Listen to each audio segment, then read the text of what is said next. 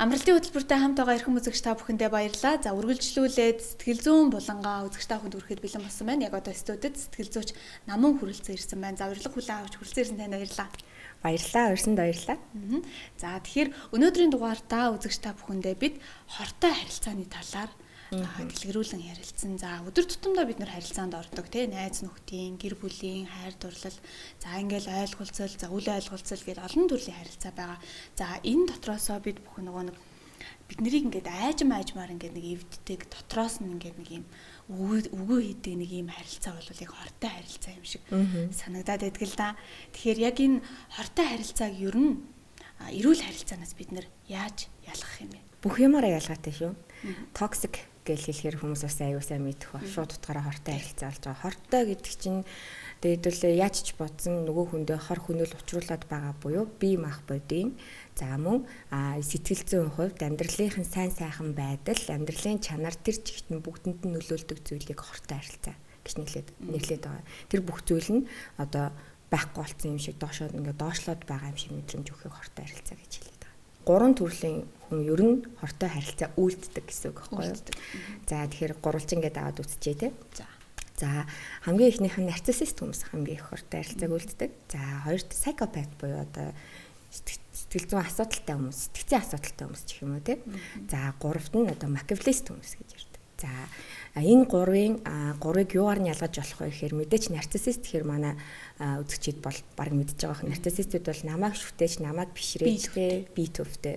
За psychopath-ууд бол надад юу ч хамаагүй яах нь ерөөсөө ямар ч хамаа авахгүй гэд нөгөө нэг ингээд маш хортой харилцаагаар манипуляц, газлайт бүгдийг нээжээд. За тэгвэл machiavellist хүмүүс яадаг вэ гэхээр баг мэддэг дүү.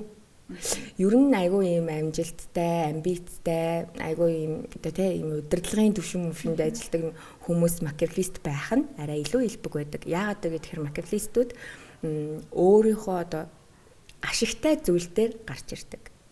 Одоо нарциссистүүд бол өөрийн мэдлгүүл ингээл хүнийг удирдах гал өөрийгөө шүтүүлэх гээл байгаа шүү дээ. Psychopath-ууд ч юм бол ингээл өөртөө хор нөл учруулахгүйгээр нөгөө хүнийгээ гэмтээгээд байгаа шүү дээ. Machiavellistүүд өөрт нь ашигтай гэж үзвэл тэнд гарч ирж идэг. Тэгээд нөгөө хүнийхээ дүрд нь тааруулж өөрийгөө чаддаг. Жишээ нь одоо нэг бизнес эрхлэх гэж байлаа гэж бодъё. Амарлаг маркетинг менежер байлаа тий. За тэр хүнийг авахын тулд тэр хүний хэрэгцээтэй байгаа бүх одоо тэр шинж байдлууд дээр нь өөрөө тохирч ингэж үйлдэл харилцаа гаргаж тэр хүнийг өөртөө ашиглаж идэг. Би чамд хэрэгтэй гэсэн замаар тэр хүнийг одоо цалин арай бага цалинтай ч гэдэг юм уу тий бараг цалингүй ч гэдэг юм уу их урт цагаар ажилуулдаг ч гэдэг юм одоо жишээ нь штэ тийм хүмүүс байдаг гэсэн үг. Тэгэхээр хортой харилцаанд байгаа хүмүүсийг ер нь энэ гурван төрлөөр нь ингэж ялгаж харж болдог. Ийм хүмүүс ч нөгөө бусдад ингээд айгүй тухгүй штэ тий одоо хамт байгаа хүндээ хамт олондоо хажуудахдаа тий. Тэгэхээр энэ нөгөө нэг хамт байгаа хүмүүсэнд тэгвэл яг энийг одоо ийм нөхцөлд яах юм бэ гэдэг. Ийм хүмүүстэй та нэгэнт ямарваа нэгэн байдлаар дотны ч юм уу дотны харилцаанд орсон бол аврагдахад хэцүү. Нэг ёсондоо та тэр ингээд энэ гурвалжингийн тойрогт ороод одоо ингээд хохирол гарч ирнэ гэсэн үг байхгүй нэгсэндээ. Аль хэзээ таны ямар нэгэн өөртөө итгэх итгэл, өөрийгөө үнэлэх үнэлэмж, бусадтай харилцаа, тэгээд одоо бусдад өөрийгөө илэрхийлэмж, таны өөрийн дуртай байдаг зүйлсгээд бүх зүйлийг чинь эднэр үгүй хийсэн байдаг. Яг бүгднийг өөрсдийнхөө хүсснээр, яг өөрсдийнхөө заавраар, хяналтаар ингээ хийлээд байдаг гэсэн үг байхгүй. Тэгэхээр яаж таних вэ? Red flag-ыг яаж мэдэх вэ? Тэ ийм хүнтэй л битгий ойртойроо гэдэг одоо типсүүд байна л да. За жишээлбэл та тэр хүнтэй хоёулахнаа юм яриад суухад тэр хүн ярьсаар байгаа л дуусна. Тэр хүн танд өөрийгөө ярьсаар байгаа л дуусна. Таныг огт сонсохгүй. Гэхдээ би гэл ингээл хэлэнгөөдгүй тэгсэн наа чин тийм бохгүй юу гэж голорч орж ирэл ингээл ерөөсөө эхний удаадаа бол таны яриад байнгын таслан зогсоод гэсэн үг. Хоёрт нь танд ийм дотн байдлыг ер нь бол мэдрүүлэхгүй.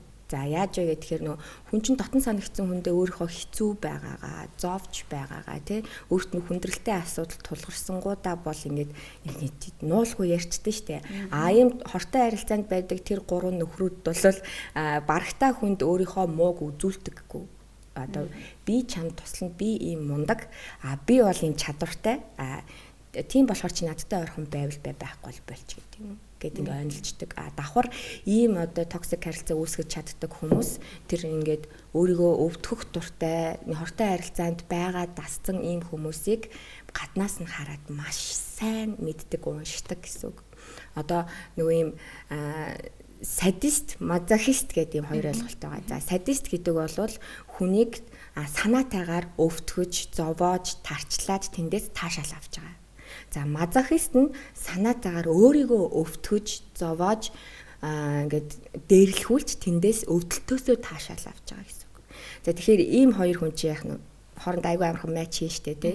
Тэгмэд хэдүүлээ яг тэр хортой харилцаа үүсгэж байгаа тэр гурвлыг энэ садист гэж нэрлэчихье. Тэгвэл ийм садист хүмүүс яг тэр өөрийгөө өвтгөх дуртай хүч сул дорой, өөрийгөө илэрхийлэх чадамж сул дорой, харахад нэг гаднаас нэг юм зөөлөн харттай хүнд үгүй гэж хэлж чаддгүй ийм хүмүүсийг ингээл хараал шууд ингээ очдөг. Энэ бол одоо яг миний ингээд байна гэж очиод шууд юм дэлгэсэн ном шиг уншдаг. Тэгвэл энд байгаа мазохист хүмүүсийг одоо хэдүүлээ хохирогч гэдэг аваад үзээ л та тийм. Дүнгүүд хохирогчд яадаг вэ гэхээр бүр багасаа эцэг гэхийн харилцаа одоо parent attachment айгу муу байдаг. Бүх зүйл дээр нөхцөлтэй хайрладаг, бүх зүйл дээр аав ээж амар хяндаг, оролцдог, амьдралд нь шийдвэрийн өмнөөс нь гаргадаг тий. Тэр хүмүүсийн хаалга үргэлж нээлттэй байдаг, хин нэгнээс үргэлж тусламж хүсэж идэг, хин нэгнтэй үргэлж хамааралтай байх гэж хичээдэг. Тэгээ яах вүлээ? Надад туслаач. Би ингээ таны хүссний чи хий, та намайг хүснээр удирд гэсэн байдлаар гэд ойлгомжтой байдлаар нэгэндээ матч хийж. Тэгэхээр ийм хоёр хүмүүс хоорондоо учрах нь айгүй илбэг байдаг байна шүү дээ. Найзын хувьд, гэр бүлийн харилцааны хувьд, ажлын хамт олонны одоо орчинд ч гэдэг юм уу, энэ дээр хоёулаа нэг ангилаад ярилдаг хортой харилцаа юу нь яаж үүсдэг юм. За тухайлбал найз нөхдийн хувьд хортой харилцаа яг ямар байдлаар илэрч шинж тэмдэг нь юу нь ямар байх вэ? Тэрний нөхцлөөс юу нь яаж хүн өөрийгөө амрах вэ? Таталцсан. Ингээд одоо бидний аюу амархан мэддэг жишээ гэдэг шүү дээ. Энэ хоёр яаж яваа найзлаа. Нэг нь амар том биетэй, нэг нь амар жижигхэн биетэй ч гэдэг юм те. Нэг нь амар юм агрессив зантай хад, нөгөөх нь амар юм зөөлөн зан чанартай ч гэдэг юм те. Ийм хоёр нөхдүүд чи хоорондоо яаж нийцээд байна вэ гэхээр хүчтэй нь хүчгүйгээ хамгаалж байгаа юм шиг. Нэгнийхээ ямар нэгэн сэтгэл зүйн болоод бие мах бодийн харилцааны тэр хэрэгцээнүүдийг нөхөд байгаа гэсэн. Тэгээ ингэж хоорондоо ажиллаж байгаа. За тэгмүүд энийг бид нэр хортой харилцаа гэж яаж мэдэх юм? Энд чинь нэгэндээ хэрэг болоод байгаа юм биш үү гэж харж иж болно тий. За тэгвэл одоо ингээл да юмны балансыг тааруулна гэж байдаг шүү дээ. Үлсэж байгаа хүнд хоол өхөнд буян болох ч гэсэн амар их хоол ингээл байнгын өдөр тутам амруу чинь чихээд байвал таргалнаадаа адаглаад тэр хүн урт хугацаанд хортой гэсэн үг байхгүй юу? Нэг нь нэгэнгүүгээрээ ганцаараа амьдарч чадахгүй тэр independent байдал буюу бие даасан байдлыг үгүйж ганцаараа байж чадахгүй гэсэн тэр бодлыг нь өөрийгөө би тусдаа хувхүн оршиж байгаа бодгал гэдгийг нь үгүй хийж яадаг гэсэн үг байхгүй. Эхэндээ бол аюу гой нэгэндээ та би та гэж байгаа юм шиг юм хэрэгтэй байгаа боловч урт хугацаанд хортой. Нөө тэрэнгүүгээр байж чадахгүй. Тэгэхээр эндээс ингээд анзаарвал яг тэр нөгөө юм хортой харилцаанд орж ирж байгаа хүн ч гэсэн өөрөө сэтгэл зүйн хувьд тодорхой хэмжээний өөрчлөх засах шаардлагатай юм байгаад нөгөө дутуугийн мэдрэмжтэй, дутуугийн комплекстэй, сэтгэл зүйн ямар нэгэн асуудалтай бол өөрийнхөө тэр нөгөө сул талуудыг хүн ер нь ил харуулж идэг. Яг ийм нарциссист, psychopath, machiavellist хүмүүст. Тэгэхээр тусламж хэрэгтэй хүнд чинь одоо ийм нөхдүүд аврагчийн дүрээр амьдралд чинь аль хэзээ орж ирээд чиний бүх одоо өөрийн гэсэн ирээдүйг чинь ингээд өөрийнхөө хүсснээр залж явах болно. Амар сайн манипуляц, амар сайн газлайт хийдэг. Хамааралтай болоод тэрэнгүүгээр ингээд байж чадахгүй. Нэг мэдхэд л нөгөө нэг заавал тэр найз бүх юм дээр нь байж идэг. Тэр байхгүй болвол ингээд болохгүй байгаа ч юм шиг, бүтэхгүй байгаа ч юм шиг болчдөг. Тэгээ энэ өөрөө хортой харилцаа байх нь шүү дээ. Yes, тийм. Яг аль хэзээ та өөрийгөө тусдаа хүн гэж мэдрэхээ болчиход байгаа. Тэр хүнийг эцэг их шигээ бараг мэдрэх гэдэг шүү дээ. За гэр бүлийн орчинд хортой харилцаа гэл ингэхээр нэг аав ээж хүүхэд гэл ах トゥ хамаатан садан гэд ер нь бөөнөрөө ингээд орж ирэх үү? Ямар ч төрлийн хортой харилцаанд байгаа хүн одоо нэг юм бас нэг юм одоо драмын гурмал гэж ярьдیں۔ Сэтгэл судлалын шилжүүлэх нь бүр юм онол болсон байгаа байхгүй юу? Тэгвэл энэ дээр ингээд аврагчийн сэтгэл зүйд амгай, дарангуулагчийн сэтгэл зүйд амгай, тэгээд хохирогчийн сэтгэл зүйд амгай гэсэн нэг юм тойрог байдаг гэсэн үг. Тэнгүүд хэрэг зэ та аврагчийн сэтгэл зүйд давмгай хүн байх юм бол хүний өмнөөс асуудал шийдэх дуртай, хинч танаас тусламж хүсээгүй байхад би шийдээд өгье гэдэг нь хүний өмнөөс цаг хугацаа төрөнгөө зараа яваад байдаг байхгүй юу. За ингээ аврагчийн дүртэй айгүй удаан байцсан хүн чи яах вэ? Ядраад хохирогч руу орж ирдэг. Өө чи өстө нэрээ тэгээд гэсэнгүү тий намайг инглээ. Энэ намайг ингэсэн болохоор л идлээ. Тэр намайг ингэсэн болохоор инглээ гэн. Буцаад хохироод хандсан хүн чинь дараагийн нөгөө дарангуул руу явж идэг гэсэн үг байхгүй юу? Өөрөөр хэлбэл би одоо тийм байж хансан, одоо би тийм байж чадахгүй. Тэгээ би одоо бүгдийг өөрийнхөө хүснээр хийх болно гэд өөрийнхөө аз жаргалыг хойш тавиад гадны зүйлээс одоо хамаатуулж байгаа тэр зүйлийг ингээд хүлээж аваад тэгээ ингээд энэ тойрогтой амьдраад идэг гэсэн үг байхгүй юу? Өөрөөр хэлбэл тэр хортой харилцаанд амьдраад байгаа хүн шүү. Тэгэхээр хамгийн түрүүнд хортой харилцаанд юм л бол хортой харилцаанд ортцсон хүмүүс байдаг байхгүй юу? Нэгнээс алаал дараагийн хүн аав ч юм уу, ээж ч юм уу, ах ч юм уу, найз ч юм уу, ажлын хамтрагч ч юм уу, бүр бэстийн ч юм уу тий. Яаж иж байгаа л ингэсэн мэт. Тэгэхээр энэ хүн өөрийгөө засахгүй бол ямагт яг энэ токсик харилцаатай хүмүүсийн үргэлж болсоор байх болно. Шигцаарлах болно. За тэгвэл гэр бүлийн харилцаан дээр чи ус ойлгомжтой байхгүй нэг юм хамаатны ах эгчнэр гэл байдаг шүү дээ. Эсвэл айгу бар аав ээж гэл тэ. Хүүхдийнхаа тэр өсвөр насн дээр байх үед нь ч өөрөө тийм насыг дайрч өнгөрөөгүй юм шиг дандаа заадаг, дандаа шийддэг, дандаа заагнадаг, дандаа буруутгадаг. Энэ болгон ч бүгдээрээ хортой харилцаа.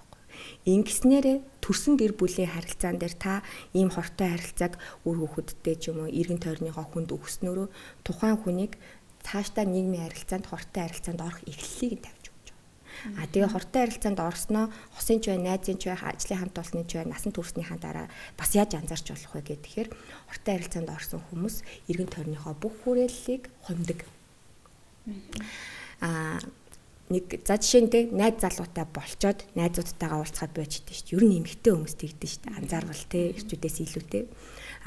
Би найзтайгаа яагаад ч хүлтэй. Гэхдээ манай хүн уулзахаар жоохон дургуцаад байдгийг ч гэдэг юм. Би ахтайгаа яагаад ч хүлтэй. Гэхдээ уулзахаар жоохон хартаад байд юм а ч гэдэг юм уу те. Тэр хүний хүсэл тэр хүнд тааруулж одоо ингээд бүх үйлдэлийг гаргадаг болсон байдаг нэг юм тэгээд. Тэгээд өөрийгөө одоо шийдэх замаар тэр хүнд тааруулж тэгээ өөрөө тэрэндээ таашаагаад амьдраад байгаа гэсэн үг байхгүй. Тэгэхээр одоо энэ дээр хохирогч болоод тэр нөгөө хортой харилцааг үйлдэгч хоёрыг аль нэгэнд буруутгахыг гэхээр сэтгэл зүйч нарын, сэтгэл залхасч нарын хувьд бас өөрөөсөө хэцүү байгаа зингээ харахаар. За хамт олонны дунд бол зүүн янз бүрийн л одоо ааш аршинтай тий сэтгэл зүйтэй юм хүмүүс байгаа. Гэхдээ хамт олон гэдэг бол яг ийм хамтдаа ингээд нэг зүйлийг хийж бүтээдэг, нэг зүйлийг зорддог учраас яг хуу тэр нь л ингэж нөгөө нэг зангидж ингээд оршин тогтнодог л байх л да. Анхаарлын төвд ингээд байх гад байдаг. За тэгээд энэ хүн чинь өөрөө эргэн тойрныхоо хүмүүсийг ингээд автуулаад та нар ингээд би ингэх ёстой, би тэгэх ёстой, та нар надад анхаарах ёстой гэдэг нэг байдал чинь өөрөө хамт олонны уур амьсгалыг эвддгийн юм шиг санагддаг л да. Ийм хүмүүс их олон байгаадаа олтой байдаг. Тэгэхээр энэ нь нөгөө нэг хортой харилцаа юу эсвэл өөр харилцаа руугаа ороо явчих уу? Өөр нөхцөл байдал руугаа ороо явчих уу? Нарциссист хүн шүү дээ нэ. Шууд утгаараа. Нарциссист чинь нөгөө анхаарлын төвд байх дуртай би гэдэг шүү дээ тий. Одоо би ийм урамланд дурггүй шүү дээ. Хинэ? Би дурггүй шүү дээ. Чи миний дургу байгааг чи юу гэж бодож чинь энийг харахаар нэг юм тухгүй санагдаад ахыг гисээр хагаад энийг гаргацдаг байхгүй юу.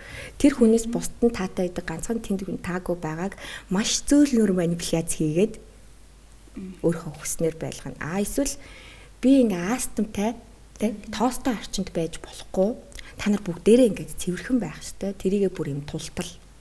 Эсвэл би ингээд мигрэнтэй би толгой айгүй амархан өвддөг. Тийм ээ би өвчтэй учраас та нар намайг асарч хамгаалах хэрэгтэй гэдэг. Ингээд юм л бол өөрийнхөө тэр нэг юм онцгой байдлыг ажлынхаа бүх эргэн тойрныхаа хамт олондоо итгүүлээд тэгээ өөрийнхөө одоо хүснээр манипуляц хийгээд ингээд тэр хүмүүсийг хөдөлгөөд байгаа гэсэн.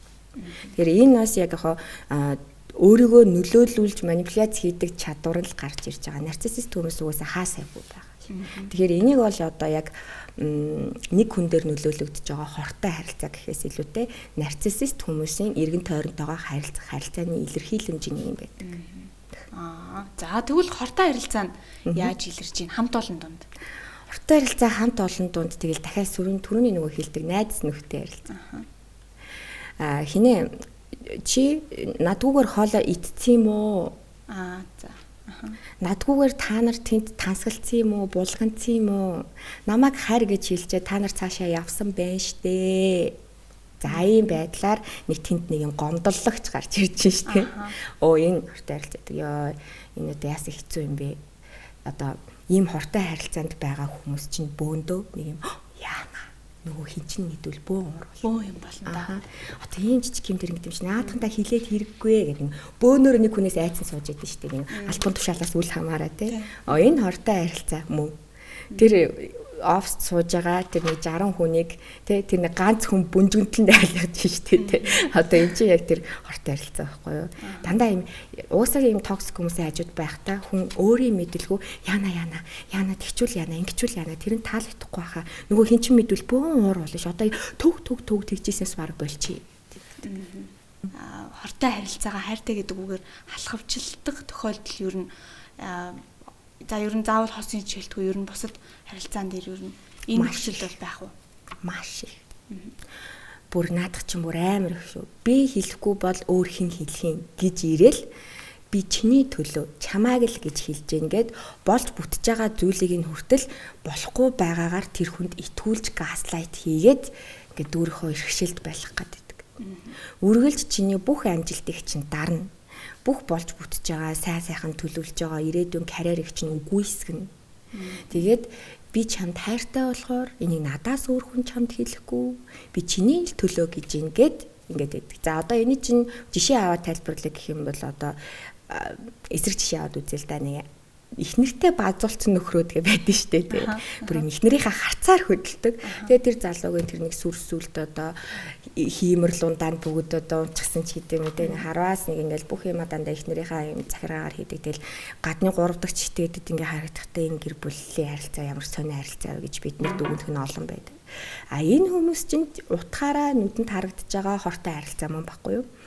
Амар нөхцөл тавьж харилдаг. Чи эр хүн юм бол надаа ийм авч өг чи амьдралаа ингэж босго би хүүхдээ араа гэртээ сууж байгаа юм чи ажиллаа гэд мөнгө төгрөг олоод айтайхан бай өндөр албан тушаал дээр оч өндөр цалинтай ажил хий тэрний нөхрийг хараад эндээс жоохон жишээ ав чи тэгжиж намайг сайхан амьдруулна бусдын ихнэр юм байхад би юм байна миний арчаагүй байгаа нь чиний арчаагүй байгаатай холбоотой гэд ерөөсөө өөрийгөө хүртэл тухайн хүнтэй ингэж хамааруулж тэр хүнийг ингээд хүсэл зориг тэр хүний эр хүний инстинкт гэж нэг юм байна гэр бүлээ хамгаалах ёстой гэсэнтэй тэр инстинкт дээр нь тоглолт хийж орж ирдэг.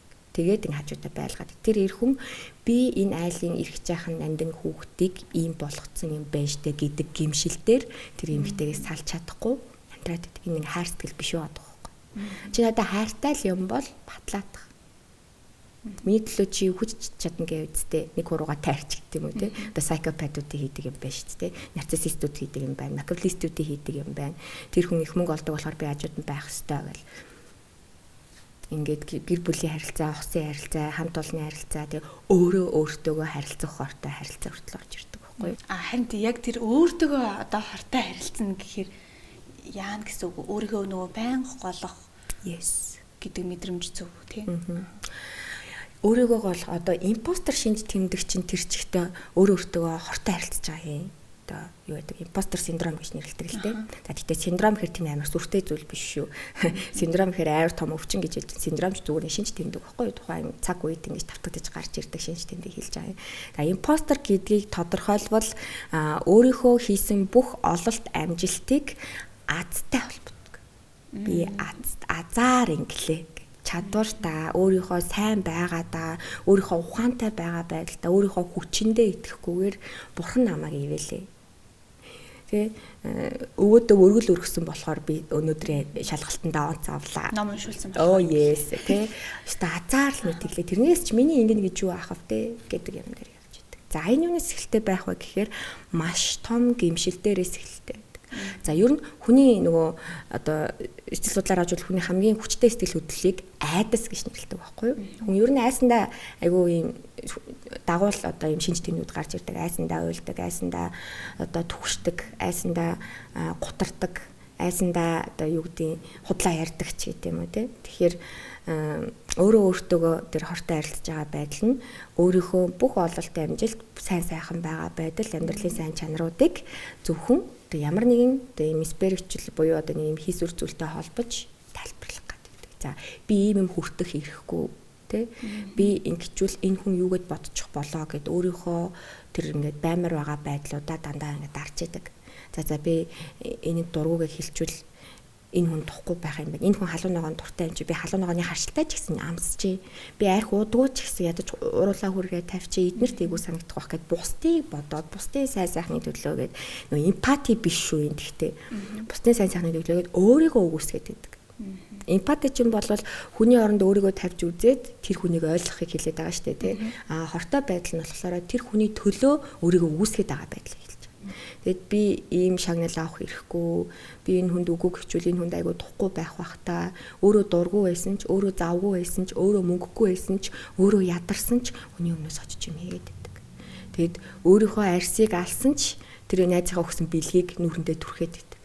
Өөрийнх нь үсэнд хугараад унсан ч тий ингээд юу гэдэг дандаа үсээ эндүүгээр эндүүддэг ч гэдэг юм уу тий. Энгийн жишээгээр татхад тий өөртөө хортой харилцаж байгаа байдал бол яг тийм байдлаар илэрдэг. Хосын харилцаан дээр бас нэг юм хэлэхэд яг үтэл нөө яаж ялгах вэ гэдэг байгаа шүү дээ. Эрүүл харилцаанаас маш амархан. Одоо хортой харилцаанд байгаа хүмүүс царай цусны гундаад гэд цаанаасаа нэг юм ирч хүчгүй болоод нэг дуртай зүйлээ хүртэл хийхээсээ дургуулхаад хайртай дотны беститэйгээ хүртэл уулзцаа болоод хоббигоо хийхээж болцсон байдаг. Гэхдээ нөгөөнөөсөө салахгүй яваад байдаг шүү дээ. Тэгээ яг тэр хортой харилцаанд байгаа хүнээс асуудаг нэг асуулт нь та энэ хүнд хайртайтай хамт байна уу? Алтхаас айсантай хамт байна уу гэдэг асууж байгаа. Алтхаас айсантай хамт байгаад байгаа бол yes энэ бол токсик харилцаа. Та хайртай нэг алтхаас айгаад хамт байгаа даа. Тэр хүн чи намайг алдвал хогч шүү гэдэг мэдрэмж өгсөн байгаа байхгүй юу? Тийм учраас ингэж ялгаж байна. Эрүүл харилцаач аюу гоо штэ өөрөөрөө байж болдог, тайван байж болдог, хүснээ илэрхийлж болдог, дургуугаа хэлж болдог, үгүүгээ хэлж чаддаг. Тэр хүний хажууд те ингээд бие сул тавиад сууж чаддаг. Хүссэн киногоо үзэж болдог. Хортой харилцаад байгаа хүн яах вэ гэхээр эдгээрий алийг чихгүй зөвхөн тэр хүнд тааруулна. Гэрийнхаа тавилгыг өөрчлөхтэй хүртэл ажлынхаа албан өрөөний обог солихтой хүртэл тий өдөр тутамдаа өмсдөг хувцсныхаа өнгийг хүртэл нөгөө хүндээ тааруулж идэг. Тэр хүн өөрөө ирэхгүй танд тийм манипуляц хийгээд тийм болгоцсон байгаа. Тэгээд одоо танд амар гоё бэж юм цогтөг байлаа гэж бодъё л доо тий. Тэгээд та бэж юм аюу дуртай. Таны өдөр алга өмсдөг хувцс чинь бэж юм. Гэтэл тэндээс нэг юм сайкопат гарч ирээд наад чам зөхгүй байгааз чин цариг дарж байгааз айгу онцгүй байгааз гэд газлайт хийгээд таныг бэж өнгөд дургу болгоно. Тэгээ таныг дандаа юм царай муутай харагдуулахаар бүдүү харагдуулахаар өнгнүүдийг ингэ санал болгоно. Өө наа чин л найс байна гэл. Хүний яг ингэж хортой байдлаар хүнийг ингэж хорлж идэг гэх юм уу? Тэгэхээр ер нь ийм хүнийг одоо өөрчилж болох уу? Хэцүү юу? Шуутхан хэлэхэд амар хэцүү цаг хугацаа орно. Энэ хүмүүст яг ийм байгаа шүү гэдэг үнэн бодит байдлыг хэлэхээр өгөөсгөн би бас арай ч тийм биш ээ. Наа чи бол хэсэг арай би биш шүү. Анзаардгүй. Угаасаа л яг энэ дөрүүдтэй л ингээд амьдарч идэг. Ийм байх нь өөртөө таатай байдаг. Хизэнээс эхэлсэн байдаг вэ гэхээр бага наснаас нь parent attachment буюу аав ээжээс авч байгаа хайр, тэнцүү, хохирол гэсэн байдлаар тэд нар чинь сэтгэл зүйн хувьд өөрсдөө асар доогор байгаа. Ямар ч хүчгүй байгаа. Энэ нь одоо ингээд хүмүүсийг дээрлэхэд хүчтэй байгаад байна уу гэхээр сэтгэл зүйн хувьд хамгийн хүчгүй хүнийг тэгэж дээрлэхтэй байхгүй юу? Өөрийгөө хамгаалж байгаа байдал нь тэр чаваас. Тэр ээж аваагаа дүүрэж байгаа байдал биш. Өөрийгөө хамгаалаад байгаа байдал нь л тэр. Ингэжээж би хайрлагдана, ингэжээж би сайхан амьдрна. Ийм болохоор энэ бол миний амьдралын аз жаргал гэд өөртөө итгүүлсэн гэсэн. Эрүүл хүн аз жаргал хайр дурлалыг амар амгалан тайван байдалтай зөвлөдөг бол ийм харилцаанд өссөн хүн тий олонний дунд онцгой тэгээд удирдахч тий юмыг хянаж зааж зөвлөж цагтсан ийм байх нь аз жаргал гэж байна. Өөрөөр хэлбэл сэтгэл зүйн ханамж аваад шүү дээ. Үнэт зүйлүүд нь шал өөр барь дээшээ доош. За хайш нэгэнт одоо хажууд нь нэг найз гээд гараад ирлээ. Ажлын хамт олонд нэг хүн ингээд ийм хортой харилцаатай хүн байгаад байна. Тэгэхээр тэр хүнтэй харилцахдаа яаж хэл хязгаараа тогтоох вэ? Тэр хүнтэй хэтэрхий их юм ярихаа бол өөдөөс нь харж инээхээ бол дотн мэдрэмж төрүүлэхээ бол цаашдаа яах гэж байгаагаа ярихаа бол би ийм байна уу тийм байна уу гэж асуухаа бол тэр хүнтэй ямар нэгэн байдлаар харилцаа үүсгэхээс болж л өгвөл зайлсхийх хэрэгтэй. Ингэж л хамгаална. Бусдаар бол одоо тэгээд яаж чадахгүй л хата. Нэгэнт бүр юм дотны харилцаанд орсон бол тэгээд тэр одоо жинхэнэ нөхцөл байдлаас шалтгаалж шүү дээ. Хамгийн түрүүнд өөрөө тэр гурвалжин дотроосоо таашаал аваад байгаагаа таслан зогсоо гэдэг. Та тэр хохирогч, аврагч, дарангуулагчийн дүрээсээ таашаал аваад тэндээ ингээд амьдраад тэр драмын гурвуулынхаа дүрд ингээд аюу аз жаргалтай байгаад байвал та хортой харилцааны хохирогч болсоор л байх бол тасалж чадахгүй. Тэгэхээр эндээс аваад байгаа таашаалал бол гэж байгаа байхгүй юу? Заавал хин нэгнтэй хамаатай байхаа бол, заавал хин нэгэнд туслахаа бол, заавал хин нэгнийг дарангуулахаа бол гэл ингээл явчихна. Тэгээ ингийн тулд энэ бүхнийг ойлгоход одоо жигэн сэтгэл зүйчид, мэрэгжлийн энэ сэтгэл засалчид дээрээ очих хэрэгтэй. Тий, би бас яг нэг хизээ сэтгэл зүйчид хандах юм байна яг асуух гэж тээ. Яг хугацааны хувьд энэ төр гэж байх уу? Одоо мэдхгүй байна. Үүсгээд байгаа хүн бол одоо бас хэцүү ахна шүү дээ. Тэгэхээр нөгөө үүсгээд байгаа хүнд эргэн тойронд байгаа хүн ингээд тэр харилцаар орох гээд шүү дээ. Тэгэхээр тэрийг нөгөө нэг өөрөө татаж авахын тулд бид нар мэржлийн хүн дээр ингээд очоо эсвэл орцсон бол ингээд гараал гэдэг одоо зөвлөмж таад мань өгдөг л ахaltaа тийм.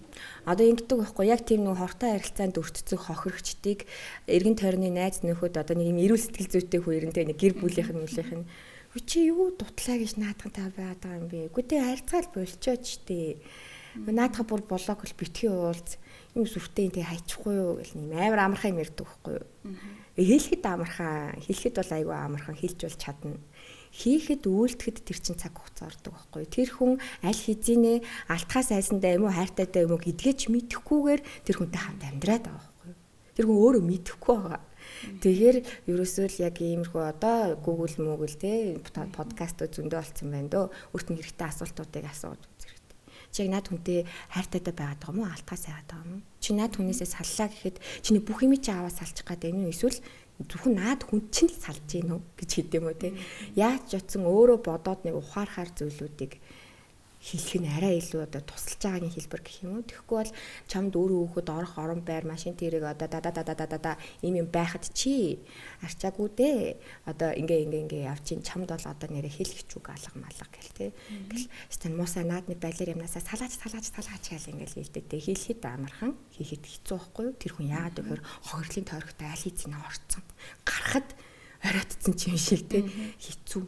Хохирогчд одоо ийм түрэмгийллээс болоод бас гарч чаддаг байхгүй юу? Идэвхтэй бол идэвхгүй түрэмгийл гэж байдаг байхгүй юу? Одоо ийм одоо хортой харилцаад үүсгдэг хүмүүс маань идэвхтэй түрэмгийл нь юу байдаг вэ? Тэгэхээр чи одоо юу олон талаа юм яриад гэл ингээд шууд ингээд нөгөө нэг дуу болгоно. За идэвхгүй түрэмгийл нь юу байдаг вэ гэхээр тэгтэг яв гэчээд дуугаар очдөг. Тэгээд өгдөг байсан юм өхөөлж сарын хэрэглээний мөнгөний хаачдаг. Нөгөө өрөөнд ороо хаалгаа зогтчихдаг. Юм асуухаар дуурахгүй үрдэж яадаг. Өө яваагүй юм хөө яана гэж. Энэ бол итгэхгүй түрэмгэл аль нь нөгөө хүнийг хохироож байгаа сэтгэл зүйн хувьд үлдэж байгаа түрэмгэл гэхгүй юу. Тэгэхээр ийм байдлуудаас нь бас ажиглаж болно. Магадгүй энийг үзээд хөөрхий би чи юм өдөө байгаад ингэж ойлгож ивэл сайн байна. Тэрийг мэдчихвэл тий. Хараахан анзаарч амжаагүй байвал өөрөөсөө асуултуудыг асуугаад тунгаан бодох цаг хэрэгтэй байгаах. Тэгээд ийм хүн амьдралд чинь хэрвээ тааралдаж байгаагүй бол та маш сайхан зөв эрүүл гэр бүлд маш сайхан хүмүүжлэр сайхан орчинд өсчээ. Ойр дуулзаагүй гадны хүний хэлж байгаа юмыг бас их ойлгож сонсоод нэг удаа нэг тунгаагаад үзчихээ. Буруудахгүй нах юм шүү дээ. За ингээд өнөөдрийнхөө одоо дугаарыг өндөрлөе. За өнөөдөр үзэгч та бүхэндээ бид хортой харилцааны талаар дэлгэрүүлэг хүргэлээ. За үзэгч та бүхэн бас яг энэ харилцаанд бас байж иж магадгүй тийм ээ. Тэгэхээр яг энэ харилцаагаа бас бидний ярилцлагаас яг тодорхой хэмжээнд бас мэдсэн болвол хамгийн түрүүнд бас мэрэгжлийн хүмүүстэй сэтгэл зүйчд хандаарай гэдгийг бол зөвлөе. Дараагийн дугаартаа иргэн уулзлаа. Баяртай үзэгчтэй. Амралтын хөтөлбөртэй хамт байсан эрхэм үзэгч та бүхэндээ баярлалаа. За энэ дугаар энд хүрээд өндөрлөж байна. За эх 7 хоногт шинэ адал явдал, шинэ аялалтай иргэн уулзъя. Дараагийн дугаараар иргэн уулзъя. Баяртай үзэгчтэй. Баяртай.